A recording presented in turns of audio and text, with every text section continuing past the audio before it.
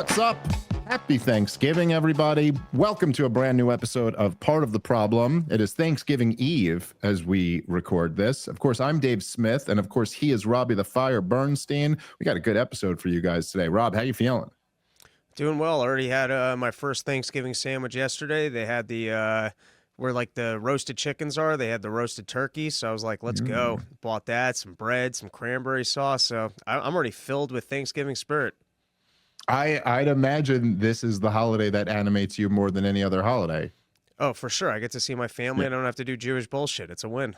Yeah, just drinking and eating. There really is like there is a turn where like when you're a little kid, your favorite holiday is always revolved around like presents or like, you know, like something that's fun for little kids. But when you as an adult, Thanksgiving beats everything, man.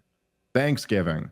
Sure, you're supposed to be thankful on some level, but really the holiday is just, at least, dude, I'll tell you the tradition, maybe this sounds fucked up and sexist, but I am fucked up and sexist and I stand by that. But it was always, when I was a kid to now, it's always like the women are like, I mean, right now, my mother-in-law and my wife are upstairs just preparing what I would describe, they've never been happier. Literally, they've never been happier. And I would describe it as a criminally insane amount of food for the amount of people who are coming to, like, I mean, like just from eyeballing it, I think I'm going to have 15 people over at my house tomorrow.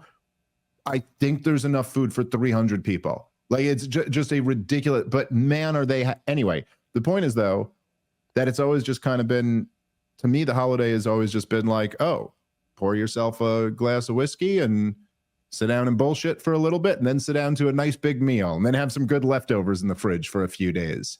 And what's better than that? Whoever thought of this one was good. I'm sorry that some pilgrims had to kill some Indians, but, you know, 100 years later. I think that, from what I understand, Rob, that happened later.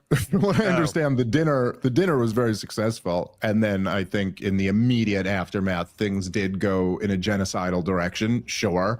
But that's not like, okay, things happen. Life is complicated. It doesn't mean we can't still celebrate that meal. Although I will, in all seriousness, I mean, not that I'm not being serious about all the stuff I said before, but I do think, I do like the idea of a holiday based around thankfulness. I think that's good. I think it's very healthy for people to have gratitude and appreciation for the things they have. I try my best to do that. I think that's the best inoculation against being a shitty person, is being grateful for what you have. So yeah, hope everybody has a great Thanksgiving. What do you're going home, Rob? But no, it's easy peasy. My family does lunch. I'll be asleep by 3, waking back up at 8 p.m. for leftovers. It's a nice day. Yeah, love it. I love the eating early too. Yeah, every aspect of it's very good. Now, another thing that I'm thankful for this year is I'm particularly thankful for dumbass congressmen who start Twitter beefs with me and then get ratioed to high holy heaven. That's He's got pretty cool. His eye on you. Well, we all know which one. All right, listen, there's a lot of low-hanging fruit when it comes here. But as some of you may have seen, completely, I would say, unprompted by me, Dan Crenshaw, the sitting representative out of Texas there, has started attacking me on Twitter. Now, I will say, I don't exactly know what the deal with Dan Crenshaw is. He's a weird guy. And I'm, you know, like I think he's got some issues with alcohol, is my suspicion. I mean, there was this We're not going to fault him for that, though. I mean, if we're going to criticize a guy, that's not the thing we're going to go after them for. Oh, no. I'm saying handle your fucking booze, dude. Like, what's wrong with you? We all drink. You're the only one making it weird. Well, no, he had like some incident in Mexico on a congressional trip there, and then he was like banned from congressional international travel for months because I forget what he got kicked out of a bar or something like that. But anyway, which look, you know, I honestly, probably of all the things about the guy, that might be the only thing I kind of like about him. The rest is pretty bad. But if you remember this, Rob, and this must have been from like this was a while ago, it was like 4 or 5 years ago. You remember he used to lurk in our comment section? I don't think that was him. I think that was No, dude, it was him. Brian showed me, like, you could click on the thing and it was him or someone from his official account would like lurk in our comment section. And then I also happen to know like some behind the scenes stuff that I shouldn't, but let's just say he's reached out to some people before and been like, you can't have this Dave Smith guy on, blah, blah, blah, blah, blah. And then as a response to that, it was propositioned that we debate, which he immediately said no to. So anyway, he's been aware of who I am for a weird amount of time. Like, not just, it kind of makes sense, like maybe over the last year, maybe over the last couple years, but like before that, he was like aware of me, and obviously not not a fan, as he's, you know, trying to be the John McCain of this generation in the Senate. But so he came at me on Twitter, and I did think that this was actually like, I thought this was something worthy of bringing to the show, because it's not just, well, first of all, it's an actual congressman who's like arguing with us here. So, okay, you're somebody who holds political power. And then on top of that, like the way he came at me and then what he was trying to do afterward. I don't know if you saw any of this, Rob, but he's basically trying to make it that like he quote tweeted somebody else saying that I was denigrating him for his military service or something like that. So now the angle that they're trying to go with, which is quite pathetic, is that I was insulting all of the troops when I was insulting Dan Crenshaw, which, to be very clear here, I was just insulting Dan Crenshaw, which I refuse to stop doing. It's amazing how politicians will turn supposedly real men, I mean, the guy did real service in the military, into the bitchiest of tactics of how dare you, shame on you, what you said was offensive, and clearly that wasn't even your statement. But even if it was, you can actually just be a dude and have a conversation or take on ideas. To go with the just direct to shame on you, you should be ashamed of yourself, and all the feelings of all these individuals that I'm going to speak on behalf of them. It's like just the most lowly female liberal behavior. Yes. If we're going to rank female liberal like annoying behavior, I mean, that's got to be on the top of the list. It's like on the level of like the most annoying like chick, you know, saying the most annoying thing, and then you go, that's so annoying, and she goes, oh, it's because I'm a woman, and you're like, no, it's because you're you.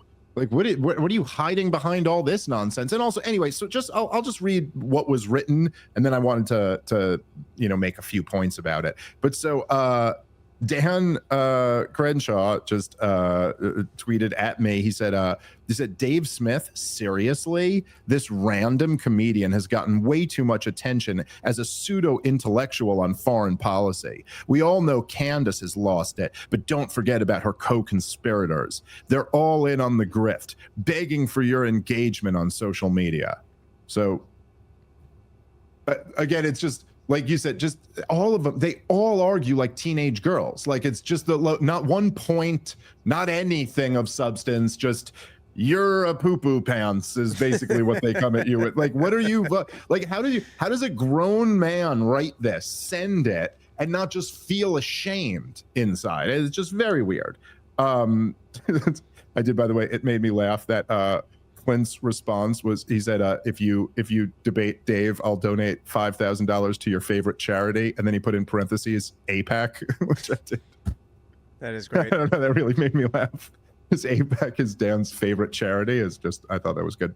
So then I said something like, I go, random comedian. Well, then why is a sitting congressman wasting time talking to a random comedian? In which he responded, and this to me was what was it? So here's his response. So we could take this apart a little bit, but he said, I waste time addressing you because unfortunately you have enough people who buy into your nonsense. Maybe you're funnier than I thought, labeling me a war hawk. What war did I ever vote for, Dave? Yeah, I was in college, not a congressman. Sorry, I just fought and sacrificed in those wars so that grifters like you could sit back and safely build up conspiratorial narratives about all of it.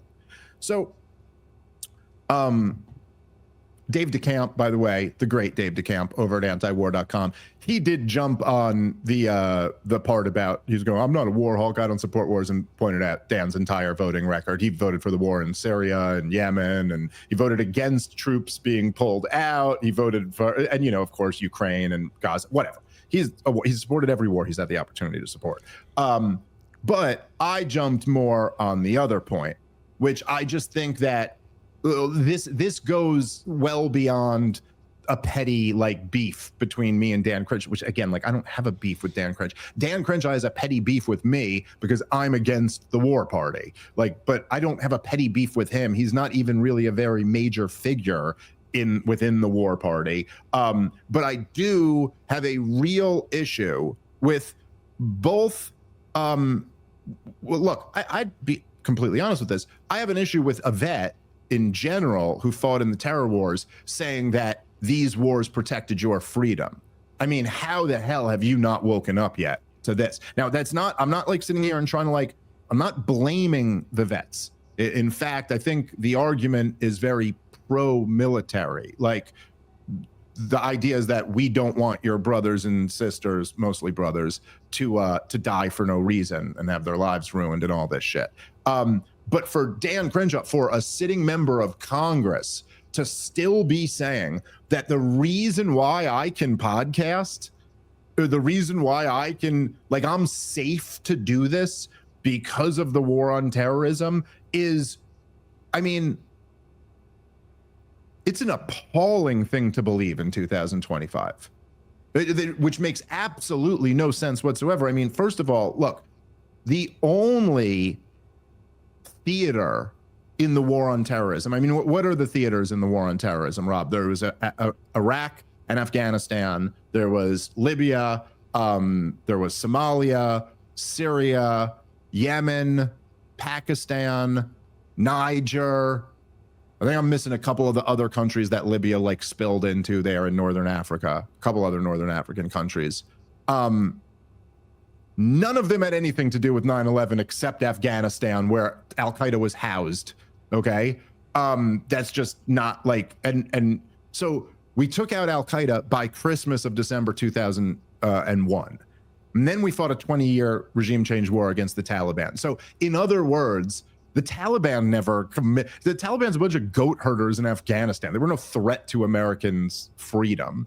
Saddam Hussein certainly was no threat. Anyway, the point is, no matter how many people in Iraq, in Libya, in Syria, in Somalia, in Yemen, in Pakistan, no matter how many people you killed there, that had nothing to do with protecting anybody's freedom. And it's pretty appalling for a sitting member of Congress to claim that in any meaningful sense, I'm able to podcast in a way I would. Literally, the only thing the war on terrorism has done for me, podcasting, has given me a bunch of content. That I'll grant you. You've given me a bunch of wars to oppose, and you've handed me the easy card of winning 1 million debates because I'm just on the side that's against mass murder for no reason. Well, that's all, Dave, that has been affected. I think if we fought more wars, we could be even more free. Prove me wrong. Right. Prove me wrong that there isn't more freedom available for us. This is the logic that we're dealing with here with Dan Crenshaw. So I pointed out, I responded to him and I said, you fought in a catastrophic 20-year regime change war against the Taliban that failed and left a better armed Taliban. How did that make any American safer to have any, what, just give me the logic of this. And then that's when his response is, so he didn't respond to me again. Then some other hack on Twitter said, don't attack veterans for fighting wars that they were called to serve.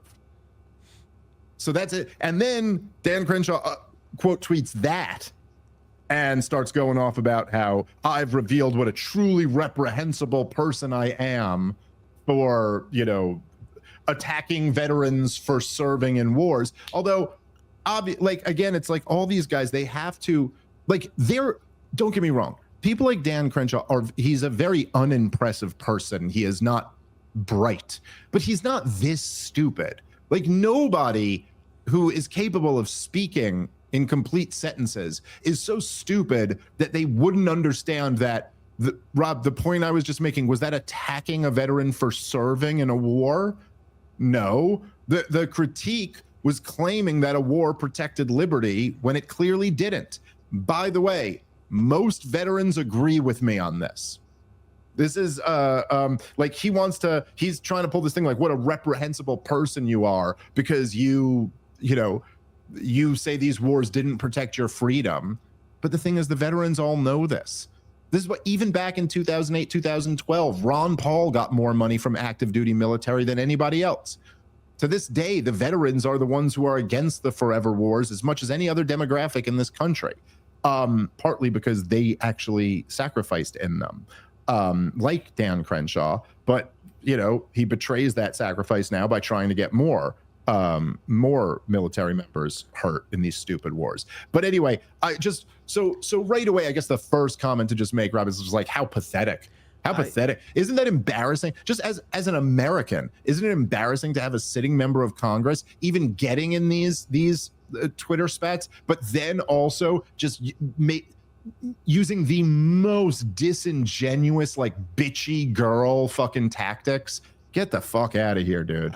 I like the idea of Dan Crenshaw. He's sitting in his basement. He's got the one lamp up. He's got all the military plans out, and he sends out that tweet. And then you fire back with the wars didn't make us safer. And he sits there and goes, "Oh, he fell right into my I'm offended trap."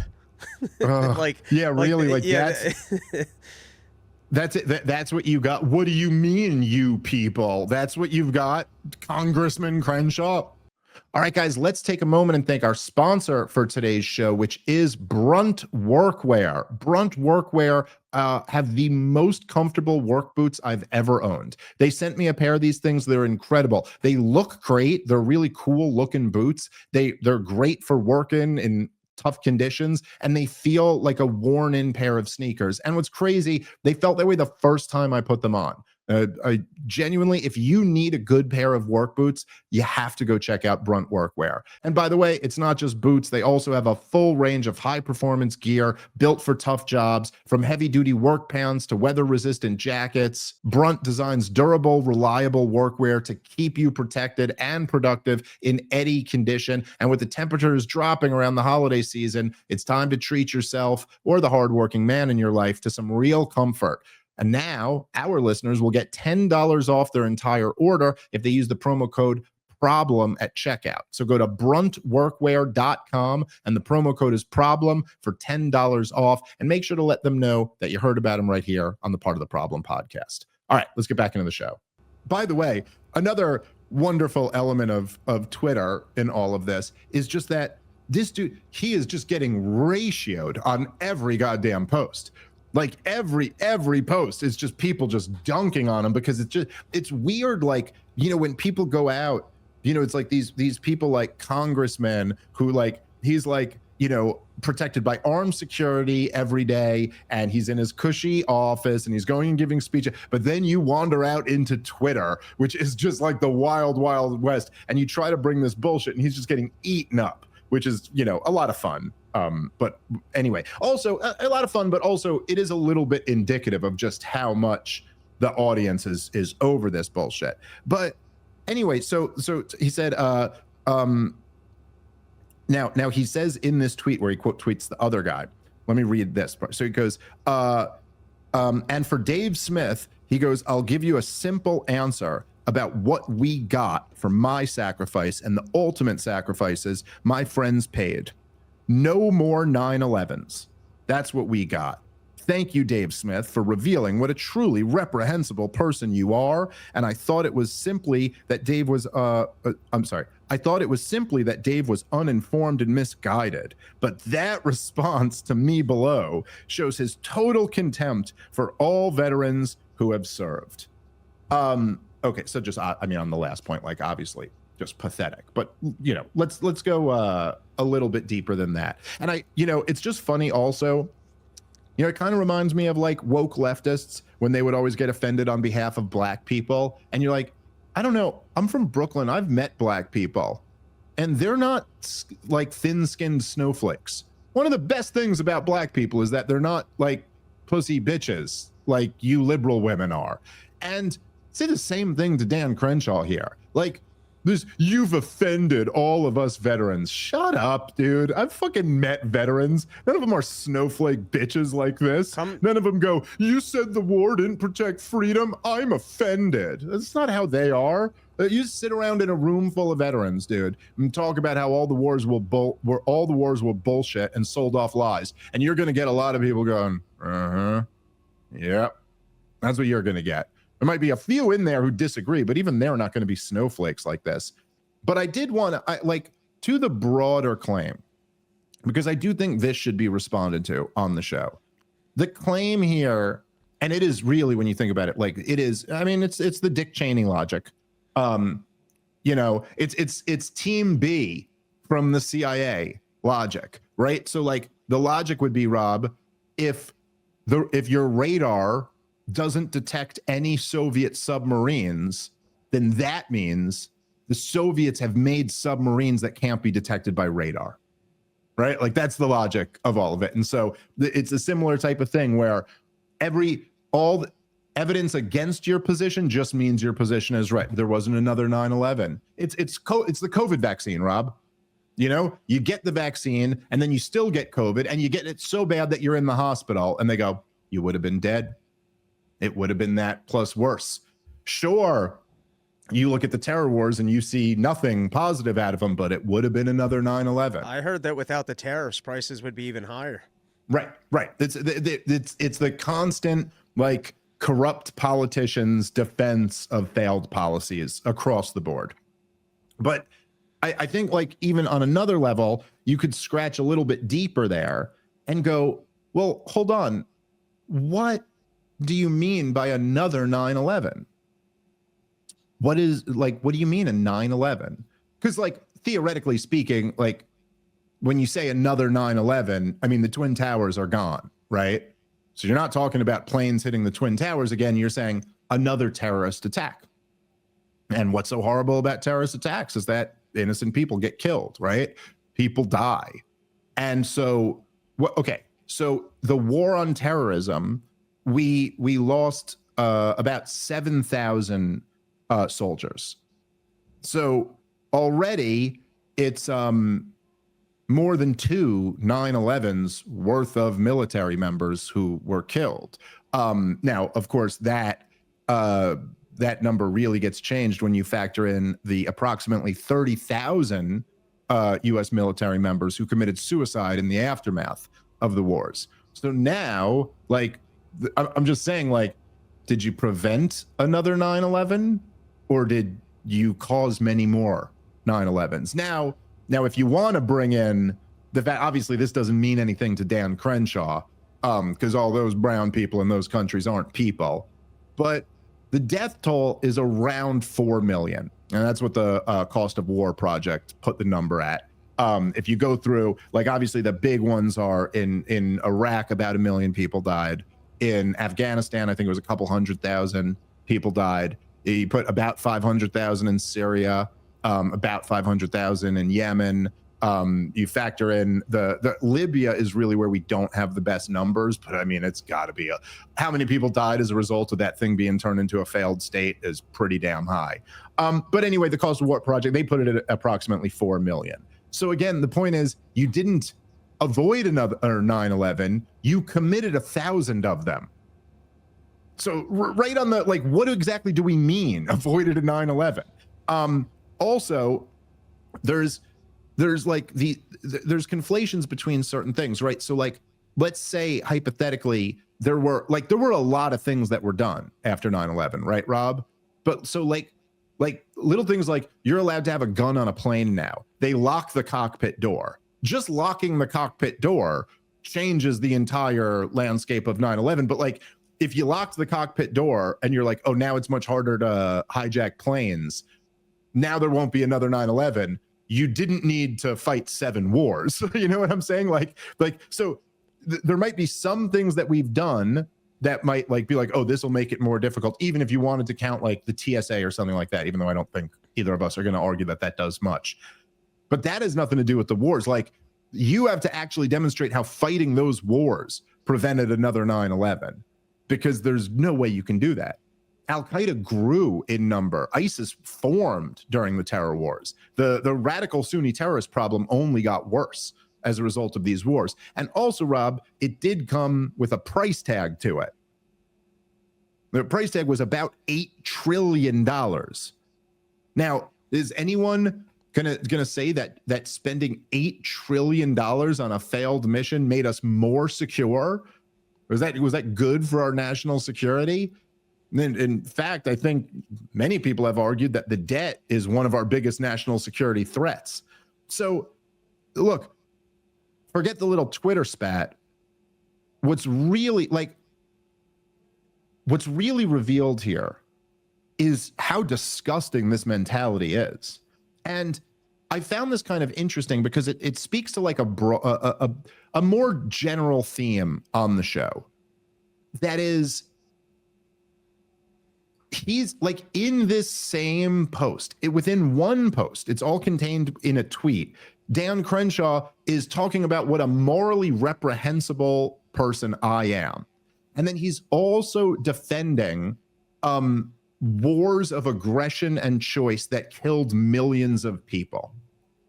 And like, man, one of those is bad enough, but to combine the two together and then think that there's anything like that, you have the moral high ground to judge anybody else. You know, I've seen this over and over again. Like I just had a thing with one of the Babylon Bee guys about this. Alex Berenson, of course, who is kind of just sad, and I don't really want to continue our feud at all, but he came out defending the war in Iraq too. And it's like, to me, why? Like, somebody's going to have to explain to me, why is that not 1,000 times worse than the worst things Nick Fuentes has ever said? Like, why is it that you guys can sit here and defend mass murder campaigns that were clearly sold off lies? Like, by the way, Alex Berenson, who shares this, Alex Berenson worked at the New York Times while they were lying us into the war in Iraq. Now, when he defends the war in Iraq today, is he defending any of those lies? No, he can't. They've all been exposed. But he just goes, Iraq is a better place today than it was in 2002. I mean, very debatably, is it a better place than it was in 2002? But like, in order to get to that place, you had to kill 1 million people, dislocate like 9 million more, lose thousands of American servicemen, tens of thousands committing suicide in the wake. Is life better for them? Is it better for any of their family members? Oh, yeah, you just yada yada over the mass murder part and then go, oh, well, I think the result is better than the beginning. I'm sorry, you are a worse person than the worst groiper. Like, I'm sorry, I'm supposed to be outraged about like sarcasm from young men online, but you guys celebrate, you bloodthirsty monsters. You celebrate mass killing. You know, people objected to what Tucker Carlson said when he was on the show, and he said that like what animates all of these people is death. Like, they're in this giant death cult, but they're all in a death cult, man. They go, oh, Hamas is a death cult. Yeah, it is. You're in one too. Like, this is, you know, in the world of being offended and clutching pearls. Well, like, how about that? How about being offended by defending the mass slaughter of innocent women and children? That seems to be a good place to start. I'm offended by that, Dan Crenshaw. And by the way, I will say in closing on the response to Dan Crenshaw, again, like you said, the reason why you're wasting time on a random comedian is because I've got a big following and a whole lot of people are believing my bullshit. Okay, fine. So you're posting to try to, you know, expose me or something like that. So why not come do it, man? I mean, you chickened out once, but like, why not? Come on the show. Let's see how it goes. Let's see. You come bring that Dick Cheney bullshit to me, and let's see how that works out for you. Open challenge, Dan Crenshaw. Now run and hide, Congressman. Go back to Capitol Hill, because you know you don't want any of that. Open invite. All right, guys, let's take a moment and thank our sponsor for today's show, which is Body Brain Coffee. I'm so excited about this product. I genuinely love it. It's delicious coffee and it makes you feel good. If you're a man over 30, and let's be honest, when you get over 30, you notice that you're not quite what you used to be. Part of that is decreased testosterone levels. This helps. Go drink some Body Brain Coffee. You're going to feel better. It's got a ton of great ingredients in it that naturally boost testosterone. They give you energy. It just makes you feel great. And of course, it is the brainchild of the great Louis J. Gomez, who really is the one who convinced me to do stand-up comedy and podcasting. So like, if you love Part of the Problem, you owe a debt of gratitude to Louis J. Gomez. And the best way to help pay that forward is to go get yourself some delicious coffee. Bodybraincoffee.com is the website. And now, for a limited time, for Black Friday holidays deal, you got a new promo code, Dave30, and that'll get you 30% off your order before Monday. So between now and Monday, if you go to bodybraincoffee.com and use the promo code Dave30, you'll get 30% off your entire order. This is a great product run by one of our own. So let's make sure that we go rally around him and make this thing a huge success. Bodybraincoffee.com, promo code Dave30 for 30% off. All right, let's get back into the show. I know how we can prevent another 9/11. How's that? You just don't build buildings so high people want to knock them over. Simple. There you go. 2-story maximum. That's it. This is the new normal. Stick to inconspicuous buildings. You know what else you can do is not train foreign terrorists or fun Islamic extremists and call them whatever, the middle ground, or what was Obama's thing? The JV. Medium, the JV? No, it was like the medium terrorists, the rational, what was his line? The moderate rebels. Yeah, the moderate rebels. Quit funding and arming moderate rebels. Go listen to the intro of this very show. Yeah, there you go. Well, they were both those quotes were like in the same thing, because when he was pushing the moderate rebel, which by the way, isn't that that really is one of the funniest government lies ever. This is when they were starting the dirty war in Syria. Or I guess it was a year after they had started the thing. But where they said essentially that there were like, okay, so we knew that Bashar al-Assad was the leader of Syria. And then they knew that the bin Ladenite head choppers were amongst the resistance. But then they tried to convince you that there were moderate rebels in the middle who were going to be able to defeat both sides through their moderation. And then but just imagine, first of all, like when you're talking about a civil war, I think by definition, anyone who picks up a rifle and jumps into the war you can't really call them a moderate anymore, Rob. And then like, if you were going to say that these moderates are so, like, you have to make the argument that they're moderate guerrilla fighters who are such like killers that they could take out the Assad government and take out Al-Qaeda and ISIS, but they're still moderate. That's a tough. So they really try. And of course, who would be stupid enough to run with that? The New York Times. That's who's stupid enough to run with the idea that we have moderate rebels. So at the same time, when Obama was trying to sell you on the moderate rebels, he referred to ISIS as the JV because he was trying to downplay like the growing threat of ISIS. And so he was like, those guys, little JV guys. And then they invaded Western Iraq and conquered the thing. And they didn't seem so JV. It was a real varsity move that they pulled off when they invaded Iraq. Okay. All right, we should switch gears because there are a couple of other things that we wanted to talk about. By the way, if you guys are in the live chat, if you want to put some questions in there, I will do my best to get to a few. If you want to be a member of the live chat, you got to sign up over at partoftheproblem.com. Great way to support the show. We really appreciate it. Okay, so there were a couple other things that I thought were important that we had not discussed yet this week. One of the major ones it's one of these stories that I do think is much bigger than the actual story. But I know you've been following this. James Comey, all charges dismissed. Oof. What can you even say about this, Rob? I mean, it seems to me from everything I've read about it, it seems pretty uncontroversial that the story here, at least on the surface of it, not saying there's not more to it, there quite possibly is, but at least on the surface is that the prosecutor completely messed up this thing. And like all types of like little technical things that are just like go ahead. I'm sorry. I didn't mean to. I did interrupt you. You're right, but you're wrong.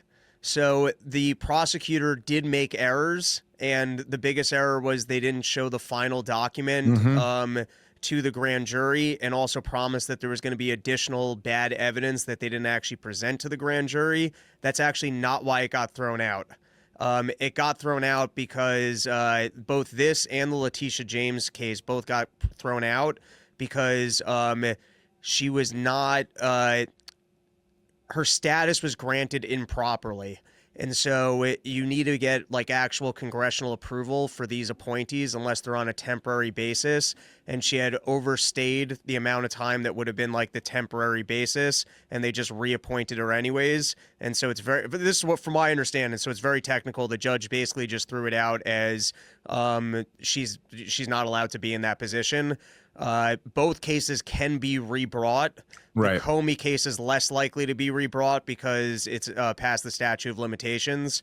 The Letitia James one, I think, probably will get rebrought. So it actually was like, it's just classic Donald Trump being a loser, and that they did something in a sloppy fashion and they can't walk away from a victory on the Comey case. Clearly guilty. Would have been good to take down someone in the deep state who clearly did Donald Trump wrong, but it's just Donald Trump loser shit that when push comes to shove, they're just kind of sloppy and they don't execute well. So in this one, yes, you're 100% right. The prosecutor did do a bunch of stuff that probably also would have gotten the case thrown out, but that's actually not why it was dismissed. Right, it was dismissed because of she shouldn't be there to begin with. Yeah, I think it was actually probably an error by the AG, whatever that lady's name is. Pam Bondi. Yeah. It's just mishandled on every level. And, you know, there's something obviously with Comey, you know, the thing that's bigger about this is that, look, we all watched this, okay? When they tried to bury the Epstein story, they immediately pivoted to Russiagate.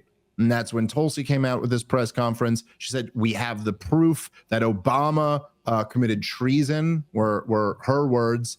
And, you know, I don't think it technically is treason, and probably the DNI should be real precise with the language she's using, but some type of sedition, a seditious conspiracy or something like that. Now, obviously, Comey is one of the top people involved in the Russiagate, you know, hoax. And I don't even like, as Donald Trump branded it as the Russiagate hoax. You know, I always, for years, me and you, when we covered this, Rob, I always branded it as a deep state led attempted coup against a sitting US president, because I do think there's something about hoax sounds almost like a little like, oh, you almost got me with that one. Whereas like a deep state attempted coup sounds more like the constitutional crisis that it really is. But Comey was, look, the key players in it were Obama, Brennan, and Comey. And then of course later there, you know, McCabe and ultimately Mueller. And then there were the Strzok and, you know, all these other like, you know, outside figures. But like Comey was by far the highest ranking one that they ever saw. I mean, almost nobody has paid anything for Russiagate. There's the one lawyer at the FBI who did get charged and convicted for misleading the FISA courts. I don't believe he did any jail time though. But everybody else has been fine. I guess Strzok got fired and whatever. Yeah, but then they gave him back his pension. Right. So like really no, but so okay, now Comey, now they weren't going after Comey for Russiagate exactly. They weren't charging him with like leading a seditious conspiracy against the president of the United States. But they did his the charge of like leaking classified information was related to the Russiagate thing. And so it seemed like an attempt from the regime to at least throw you from the administration, I should say, to at least throw you something. Let's say we got to give some red meat to our base. So let's at least give them Comey. And then of course, to watch that whole thing fall apart, it is just like, look, it's like, it's another just nail in the coffin of the Trump era, the idea of draining the swamp, all of this stuff. You know, it's like essentially they were like, okay, I can't drain the swamp, but the best I could do is I could get Comey for you. Is that okay? Oh, by the way, we can't even get that. We can't even, in a case where he's dead to rights, he clearly did what he's accused of, and there still will be no punishment for it. And the biggest disgrace was, at least it was exciting, where you're like, all right, maybe they'll start with Comey and they'll go after the other ones, but just sloppy. They couldn't get it done. And believe me, after losing this one, I don't know how enthusiastic they're going to be to go after other individuals, and lost it in such pathetic fashion. Didn't even make it to trial. Like, look at what happened to Donald Trump. I mean, there was a similar thing, that the Atlanta case got thrown out because the prosecutor was spending all the money on her boyfriend, so that her boyfriend would then use the money and take her out on trips. But that still pinned him down for 2 full years. Like, they brought a bunch of bullshit cases, but they were able to run with it for 3 years. The Donald Trump people, I mean, they're just bad executors. That there's no reason why this couldn't have been brought sooner. There's no reason that with the Crossfire hurricane and everything that happened, they can't go after one person and then they bring one lawsuit. It literally gets thrown out within 3 weeks. Now Comey can go hit the media circuit and go, hey, look, I told you I was 100. Firstly, it's funny because the grounds of the case were not even addressed. They just didn't assign a prosecutor properly. Yeah, and I'll say I have, who knows what's going to happen, but I have very low confidence that they'll even bring these charges again, or that anything. It's like with all of these things, at a certain point, you got to admit there is no 4D chess, there is no plan. You're just getting nothing. That's what's actually happening here. And we're all better off admitting that sooner rather than later. All right, guys, let's take a moment and thank our sponsor for today's show, which is Mars Men. As many of you know, testosterone levels have been dropping across the country, and that's not good. Testosterone is very helpful for physical performance and recovery and things that a lot of men care about. But now you have an advantage because you can go get Mars Men. It supports healthy testosterone levels, energy, and stamina. It's got 8 natural, clinically dosed ingredients. It's made in the USA.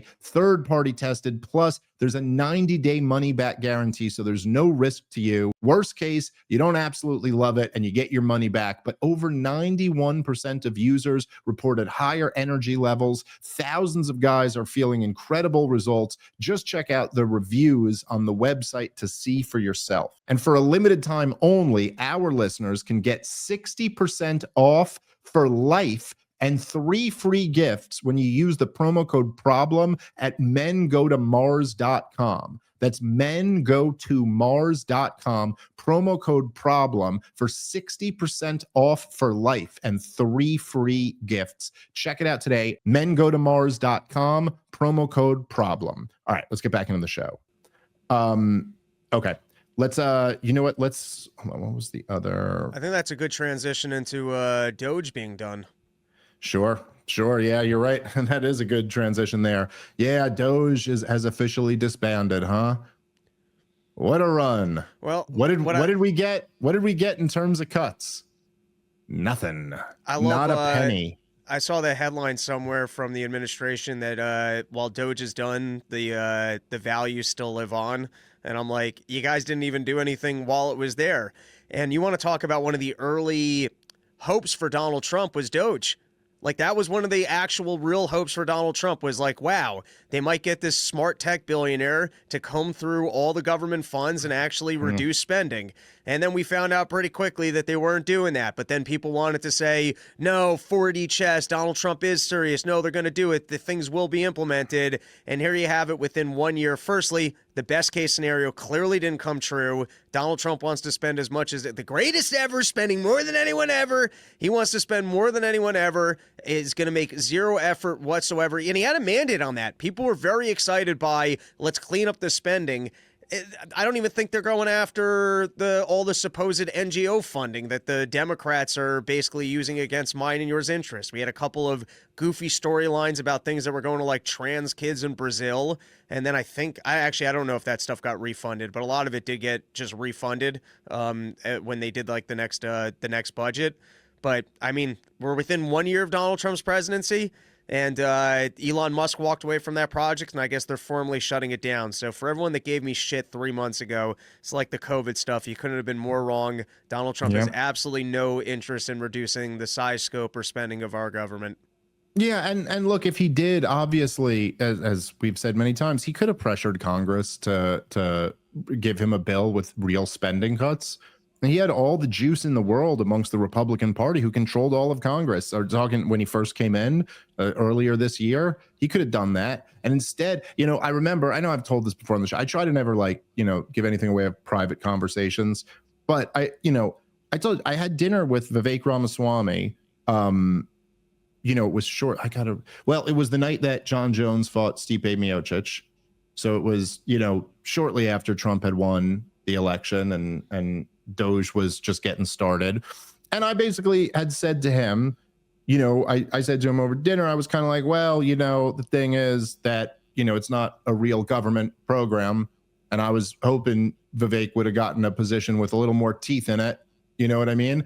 But I said, hey, well, look, the bright side is that what Doge can do is it can really insert this issue of the unsustainable debt and government spending and all this stuff. Like you have an opportunity to like popularize this stuff in a way that no one has before. And so that's pretty cool. And then he was like, no, dude, you don't understand. We got tricks up our sleeves that these guys haven't thought of yet. And we got and like, he believed it. I don't think he was trying to sell me on it. Of course, I think a few weeks later he was out. And then, of course, none of that ended up materializing. But you're absolutely right, Rob, when you say, look, Donald Trump ran on Doge. They were actually like talking about creating a department of efficiency in government, like on the campaign trail, with Elon Musk speaking at campaign events. So there was a bit of a mandate there. Like, it's not like if you didn't talk about anything at all and then you got in and wanted to do it. Like, no, the people heard that and you won the election. You had the backing of the people on this issue. There was such big talk about how we're going to cut $2 trillion in the first year and nothing's off limits, including the Pentagon. And we're going to have, you know, and look, Doge is a thing that hadn't been tried before. It was headed up by the richest guy in the history of the world, who's like this super genius, you know, guy. And hey, who the hell knows? You know, he had just bought Twitter and rolled back the old regime in this unbelievable power move that like would have been inconceivable. Even when he started doing it, you were like, wait, he's got to free up $44 billion. Like, how the hell could anyone do that? And then he did it.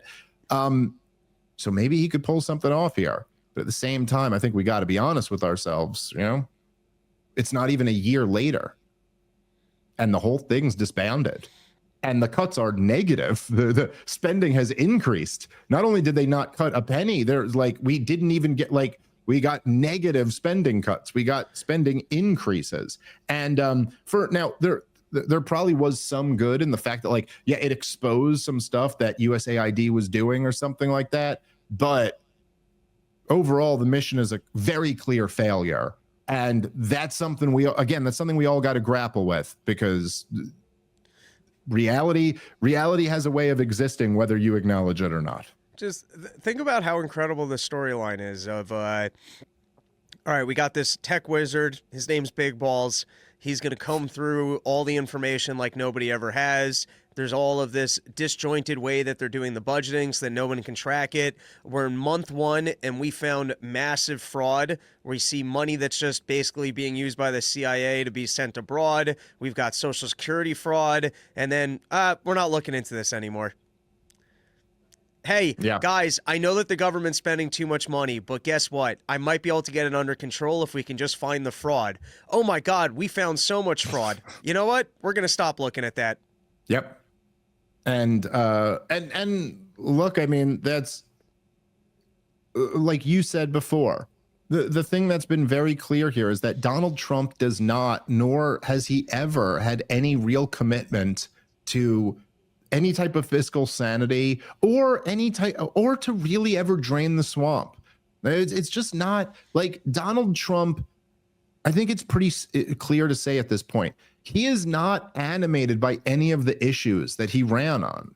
It's just not really what animates him. What he is animated by his own greatness and his own legacy. He tells you that himself over and over again. And at a certain point, you know, the old, when someone tells you who they are, you should listen thing. That's essentially who Donald Trump is. All right. Let's transition to before we wrap up here, because this was, I thought, was pretty fun. on that theme, when someone tells you who they are, you should listen. And Dave Rubin has been telling you that he's an idiot for many years now. And so you really should listen to him when he tells you that. Dave Rubin, of course, is a guy who, you know, I'm not a big fan of, and he's not a big fan of mine either. If you guys remember earlier in the year, I called him out and challenged him to a debate, and he accepted publicly and then has dodged. You know, I know that Patrick Bet-David tried to set it up. I know Piers Morgan tried to set it up. I think someone else, I think maybe it was Zero Hedge. I think someone else tried to set it up too. He's ghosted all of them and not responded to their requests. So he's not going to do that. But we did get the next best thing, which is that Piers Morgan, who I would like to think that maybe I've played some role in nudging Piers Morgan in the right direction. I've sure done his show enough and made a lot of these arguments, but Piers Morgan sat down with Dave Rubin and they ended up, at least a portion of this. I have not watched more than this clip, which is a little edited up, but I'm assured from a lot of people that Piers really kicked his ass on this part of the show. But so here was Dave Rubin and Piers Morgan arguing over Israel's conduct in Gaza. You acknowledge that there's been no starvation, correct? No. You don't acknowledge I that? don't acknowledge that. Where are the videos and images of the starving Gazans? Well, I've seen a lot, but you would dismiss them all as fakes. The UN says there was starvation, but you guys don't believe a word the UN says. The other official bodies say there was starvation. You don't want to hear a word they say. Israel denies everything. You can say that no Gazan has starved at all. The reports by almost every official body say the opposite, but you don't believe them. However, the best way to get to the truth is let journalists who are used to covering in war zones, let them go in and do their job, particularly now we have the ceasefire. There is a reason the Israeli government is not letting the media in. They are terrified about what the world will uncover. I just think that's just... Well, let them in. I just think... There's one way to find out. A lot of them look fat. They have fresh clothes I've and seen fresh lots haircuts. of images of Palestinians looking hungry. Yeah. And you wouldn't dispute the Let's pause 20,000 plus Let's pause children it that for a died, second. right? So whose fault is that? So whose fault is that? Well, probably the people who killed him might have something to do with it. But again, it doesn't just leave you in this, like, for people who are trying to be like, who attempt to like constantly weaponize being offended. Is there anything anyone's ever said that's more horrific than this? Like, and especially, and I'm sorry, Rob, but it is a little bit different if you're talking about something that happened 80 years ago. Like, you know, they all get so worked up over Holocaust denial or something like that. But like, even if somebody's denying the Holocaust, they are denying it 80 years later. Just feels a little bit different than denying it when you can look at the imagery of it.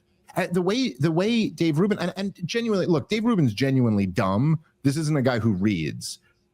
He maybe read the free piece, the free press piece that was like saying, oh, which by the way, it wasn't even saying there's no starvation. If you actually read the piece, it was saying that it's only the kids with pre-existing medical conditions who are really starving the most or something like that. But he's going to sit there and say, like, I don't know, Rob, you've been on social media for the last 2 years. Natalie, I'm sure you've been on social media a bit for the last 2 years. I might be on a little bit more chronically than you two are. How many images of what's going on in Gaza have you seen over the last 2 years? Just horrific. And Dave Rubin characterizes that as the kids all look fat and happy. Like, really? You don't think it's been a traumatic couple of years for those kids? Like, that's, I mean, just, I don't know what is more disgusting than this. These people get morally outraged about other people. It's just too much. Sorry, go ahead, Rob. You know, I have had the thought, because we've seen images of people post-Holocaust that are human skeletons. And we even saw pictures of in Yemen when the starvation was going on, and there were some horrific pictures there. I have seen footage from within Gaza where I'm like, some of these people don't look starving. But then on the same note, we've all clearly seen people getting killed on food lines because they're so hungry, they're willing to be on a food line. And I think Piers certainly frames it well, where he goes, well, every official agency is saying that there's a food problem there. Why are you saying that there isn't? And at first he goes, well, that's just outrageous. And then I guess he basically concedes it and then goes, well, whose fault is it? Which is basically an admission of, well, then that is a problem in the region. Right. Yeah.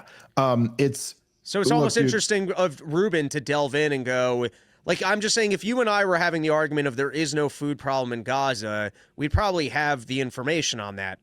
It wouldn't be from a single image. You would go, oh, actually, there's blank amount of food available. Or you might even have a storyline of how much food is available but has been siphoned off from Hamas. But it's a little bit interesting to just, I guess, position it as fact that nobody's hungry in the area with nothing to back up that claim, and put it on Piers and go, why do you think people are hungry? And he goes, well, every agency's saying that. Why do you think otherwise? And Rubin doesn't really have much of a response.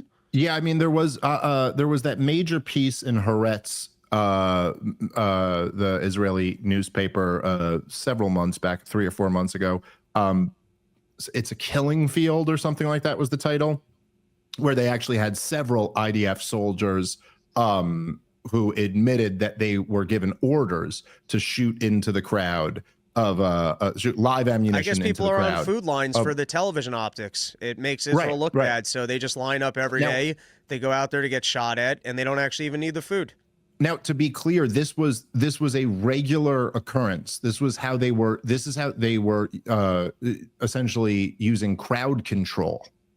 Is so they would just fire live rounds at the crowd away from the area where they want them to go.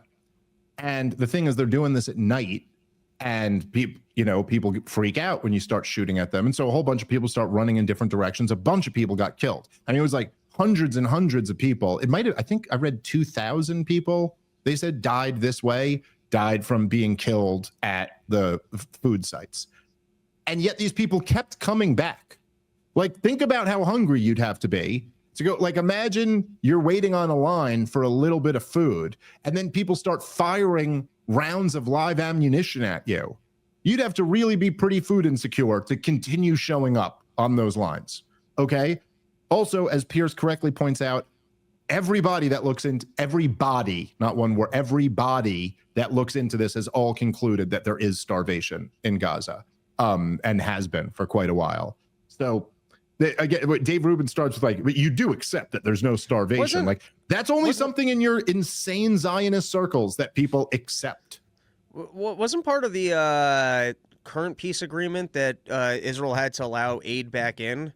Yes. So isn't that a United States admission of the fact that I guess aid is needed? Dude, they had a full blockade for 3 months where they let nothing through. And their finance minister, Smotrich, openly bragged that not one grain of wheat will enter Gaza. And it didn't. They did it for 3 months after almost 2 years of destroying the place. Yeah, this is totally uncontroversial. So anyway, to him, sorry, it's just a hoax that we've been led to believe that there isn't enough food resources in Gaza. Israel never did nothing. That's what Dave Rubin. I'm going to guess all the buildings are still there too.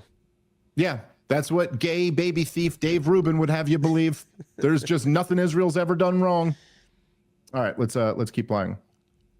The 20,000 plus children have died, right? So whose fault is that? I mean, you don't honestly think that life for a young Palestinian kid in Gaza in the last 2 years has been anything but utter hell-y. I do believe the 3-month blockade earlier this year was a criminal blockade. I believe it was deliberate starvation of a people, deliberately denying them food and aid. Has any other country in the history of the world been told to feed the people that are killing it? If you look at the Geneva Convention, actually, then no other country in the world has had the control that Israel has over Gaza. Just pause it for a second. Right? Which again is a whole separate. Dude, by the way, can I just say, but Dave Rubin, what happened with me and him was that Dave Rubin, like, publicly was just insulting me and like called me a moron and said, I don't know what I'm talking about. So then I challenged him and I was like, hey, why don't we debate? We'll see who's a moron and doesn't know what they're talking about. And then I went, but you're too much of a coward, so you won't do it. So then he went, I'm not a coward, I will do it. And then he just refused to do it. He played that well. That was the best way to like, that was very wise of Dave Rubin to not show up. Can you imagine him coming and debating me with like, this is actually what he's got. It's like how pathetic the line of argument, which goes, oh, well, you expect Israel to feed the people that they're at war with? We don't really expect that of other people. By the way, Konstantin did try to make this argument to me on trigonometry at one point. He was a nice guy about it. So I just said, but like he goes, well, we don't expect Russia to feed Ukraine. And I went, yeah, but Russia doesn't have a blockade around Ukraine. There's never been an issue getting aid into Ukraine. In fact, Ukraine has received more aid over the last 3 years than any country in the world. So like, yeah, it's kind of different Like, yes, the right. It is funny because they'll bring this up as if it's like a gotcha. Oh, see, you have a double standard against Israel, when actually, Rob, what is it? It's like, oh, yes, because you've occupied these people for 60 years and you have a full blockade around the country. That's why there's a responsibility on you. By the way, not to feed Gaza. That's not what anyone's asking Israel to do. What they're asking them to do is allow the international aid through. The world has sent aid to Gaza. It's waiting outside of Gaza, and the IDF won't let it in. So I don't know what, again, Dave Rubin doesn't know any of this because he just doesn't know anything, but what a ridiculous defense. All right, guys, let's take a moment and thank our sponsor for today's show, which is Hexclad. The holiday season is here, and let's get real. The kitchen is where it all goes down. Big roasts, game day feasts, endless sides, all those holiday desserts. And if your current pots and pans aren't up to the task, go check out Hexclad, the cookware that's as serious about performance as you are about carving up that holiday turkey. Their pans give you the perfect sear, crazy durability, easy cleanup without the babysitting. They have stainless steel strength, toxin-free non-stick convenience, and yeah, they look pretty cool on top of the stove as well. I got a bunch of pots and pans from Hexclad. My wife loves them. They got a bunch of stuff. They have knives, they have pots, they have pans, all the kitchenware that you need. And this season, don't just shop for gifts. Give the upgrade that every kitchen deserves. Plus, our listeners can take 10% off at hexclad.com/problem and cook like a pro all holiday season. Treat yourself or give the gift of cookware that delivers for every meal, every gathering, every season at hexclad.com/problem. That's HEXCLAD.com/problem. Also, let them know that you heard about him right here on the Part of the Problem podcast. All right, let's get back into the show. Here, let's keep playing. Issue. Show me another moment in the 75-year conflict where the response has been to kill 60 times as many people, and where you have well, hang on, let me finish. Where you have a government with people like Smodrich and Ben-Gvir who begin publicly, openly talking about ethnically cleansing all the Palestinians from Gaza, about annexing the West Bank, about taking complete control of all of it, to the point that Donald Trump had to step in and say that is not happening. Random ministers Well, they're not talking random ministers. about, they're not two of the most senior people in the government. No, but them talking about things is different. I mean, I hear that a lot. Well, my point is this. You have a unique population in Gaza where half of them are under 18. There is a unique proportion of kids in this part of the world, right? So at what point do you try and find a different way to resolve this? The only solution that seemed to be being offered by Netanyahu, Ben-Gvir, Smodrich, and the others was to raise Gaza to the floor and to expel all Palestinians. So Netanyahu would annex West Bank tomorrow. He's been in power for 20-something years. He could have done it at any point. Notice he hasn't. I mean, come on. No, but there's a couple things here. I mean, first off, I don't think any country in the world has ever been asked to feed the people that are holding its hostage, right? Mm-hmm. Like, have you ever called for any other country to do that, or anyone? Well, okay, has anyone ever called for that? Well, British prisoners of war in World War II were fed. Yeah. But what's the difference? What? Prisoners of war in World War II were fed. So what's the difference? Because they were holding hostages. They're holding their people. I mean, to me, it seems that you as a British people citizen, being held hostage in Nazi prison. The Israeli government, which is a hard right government, Smodrich and Ben-Gvir are not just right wing; they're absolute far right headbangers. But meaning what? Meaning what? They have meaning what? They want to ethnically cleanse the Palestinian people. Listen, we can test enough of this. It is it's fun to watch Dave Rubin get destroyed like this. But it really is also. It just. I don't know. It just reveals something, man. It's just like it's amazing how human beings can take such evil positions with such a superficial understanding of like what's going on at all, and then just like explain away the word. I mean, like it's so obvious there when you look at it that it's just no matter what it is that they throw at you, you're gonna go, okay, I'll explain that away. Oh, here's Ben-Gvir and Smodrich openly saying that their plan is ethnic cleansing. Oh, random ministers. Random ministers? You mean defense and finance? He said it almost like it was like a random pastor at a church or something like that. a random minister made that comment. What? It's like the two of the three most powerful people in the government. I believe the two most powerful, I think it's Katz, Ben-Gvir, Smotrich, Netanyahu.